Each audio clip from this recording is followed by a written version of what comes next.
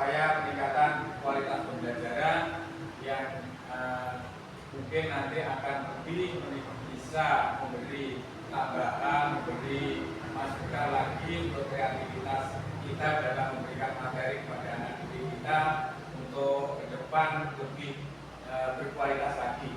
Jadi intinya untuk pada hari ini ada upaya-upaya meningkatkan kualitas pembelajaran, di antaranya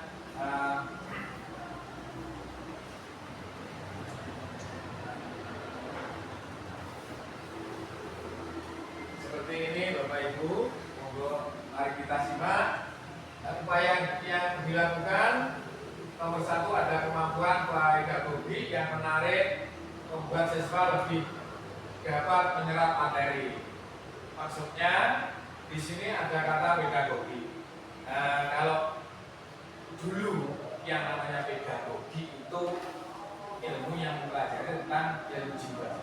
Tapi kalau sekarang mungkin sudah berubah zamannya, kita lebih mengenal organisasi dengan istilah karakter. Itu bedanya dulu dengan sekarang. Tapi untuk masalah mempelajari, memahamikan pada siswa sama, cuma istilahnya saja yang agak sedikit berubah. Tapi intinya itulah yang dimaksud dengan pedagogi. Jadi Bapak Ibu bisa mengenali berbagai karakter anak didik atau sikap anak didik dari mulai kelas 1 sampai kelas 6, bagaimana cara bersikap atau memperlakukan, karena masing-masing anak itu masing-masing juga karakternya. Itu salah satu kata yang tergabung dalam pengertian pedagogi.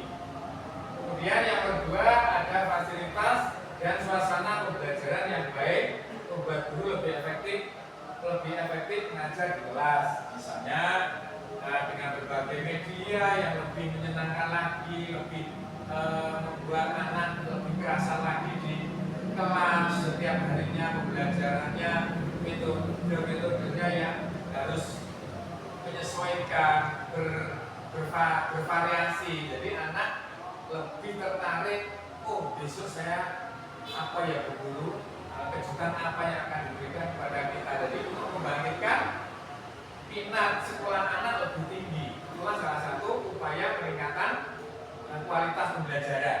Jadi tidak harus hanya hari ini atau minggu ini saya memberikan kreativitas ini, cukup besoknya biasa lagi. Jadi tidak seperti itu. Kalau diusahakan, diupayakan bahwa setiap pembelajaran atau setiap pertemuan, jadi kita ada ide-ide atau inovatif yang akan membangkitkan minat anak selalu semangat untuk mengikuti sekolah. Dan kalau sudah sekolah pasti akan dalam proses pembelajaran. Nah itu intinya bahwa fasilitas dan suasana yang nyaman. Bagaimana membuat suasana nyaman? Pasti Bapak Ibu sudah pandai semuanya. Bagaimana anak supaya lebih kerasa lagi dan lebih akan minat selalu dalam mengikuti pelajaran dalam pembelajaran. Itu yang kedua. Untuk yang ketiga Bapak Ibu, pelatihan guru yang baik akan meningkatkan kompetensi guru. Nah, begini Bapak Ibu, dalam kesempatan ini ada pelatihan guru yang baik akan meningkatkan kompetensi guru. Contohnya, panjenengan sudah pernah ikut diklat, workshop, webinar, baik secara daring atau langsung dikondisikan di tempat, yaitu hasilnya akan lebih bisa meningkatkan. Jadi masukan-masukan teknik-teknik atau trik-trik dalam meningkatkan khususnya dalam pembelajaran. Jadi ilmu-ilmu yang panjenengan dapat bisa langsung ditindaklanjuti ke siswa, dipraktekkan. Jadi kalau dapat ilmu, dapat masukan, himbauan langsung diterapkan atau diimplementasikan kepada siswa. Biar nanti apa ilmu itu yang kita dapat langsung bisa bermanfaat kepada semuanya dalam meningkatkan kualitas pembelajaran. Nah, kemudian yang terakhir atau yang keempat ada tata kelola dalam manajemen guru yang mengaitkan sistem monitoring dan evaluasi kinerja guru. Begini maksudnya ya, tata kelola dalam manajemen guru. Ini yang dimaksud tata kelola dalam manajemen guru itu semua administrasi panjenengan baik di dalam kelas maupun ke urusan yang ke tugas itu harus lengkap. Karena tanpa administrasi yang lengkap, tanpa dokumen yang lengkap, kita akan kurang terarah dalam melaksanakan pembelajaran, apalagi untuk meningkatkan kualitas pembelajaran. Jadi dengan kelengkapan administrasi atau kelengkapan dokumen, pastinya kita akan lebih mudah lagi penjadwalannya, pemberian kegiatan-kegiatan sudah terprogram, terjadwal. Jadi intinya tata kelola ini mengelola semua administrasi yang panjenengan harus memilikinya, harus memahaminya juga, dan akan diterapkan ke semua baik untuk siswa ataupun tugas khusus tugas dengan kepada sebagai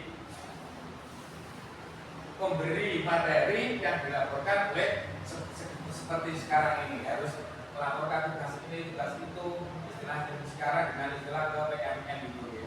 Jadi itu Bapak Ibu, dari sini cukup singkat penjelasan dari saya. Mungkin Bapak Ibu perlu ada yang ditanyakan, mungkin dari Bu Tri, Bu Yeni, dan lain Bapak lainnya, mungkin monggo.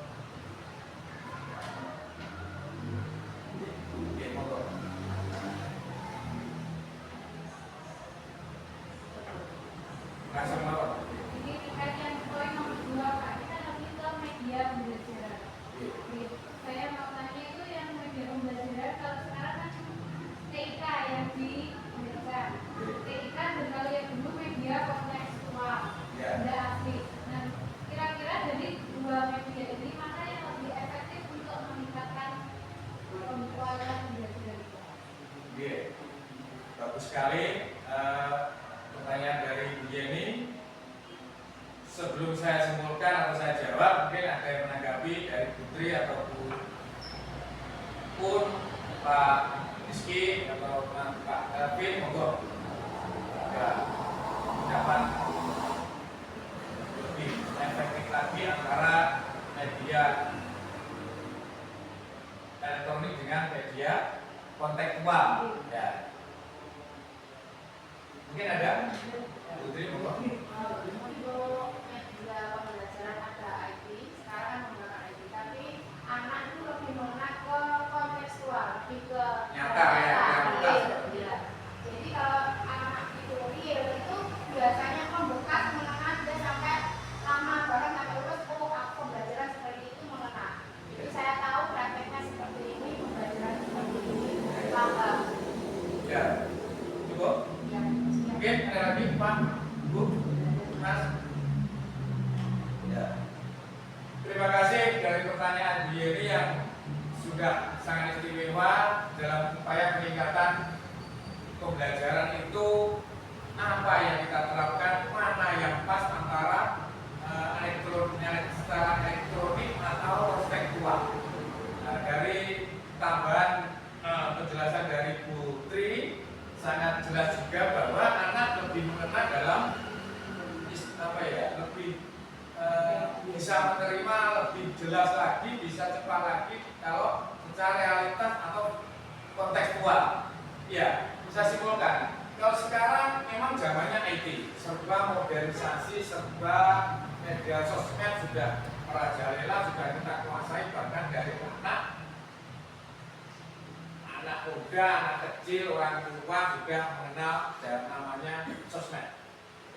Itu pun hanya mungkin sekedar hanya dilihat-lihat semuanya sendiri, sekilas saja. Tapi di sini kita bicara tentang pembelajaran. Kita harus fokus tentang bagaimana cara memahamkan anak supaya anak lebih suka, lebih minat apa yang kita akan tampilkan, bahwa anak akan bisa lebih mudah untuk memahami. Jadi betul sekali jawabannya lebih realitas atau secara kontekstual berkaitan dengan fasilitas dan suasana pembelajaran yang baik, membuat guru lebih efektif mengajar kelas. Nah, jadi paham kita semuanya ingin mengkondisikan yang nyata, tidak secara maya atau secara elektronik, yang jelas secara fakta atau realitas. Terima kasih jawabannya. Mungkin ada lagi atau sudah cukup? Kalau cukup, alhamdulillah.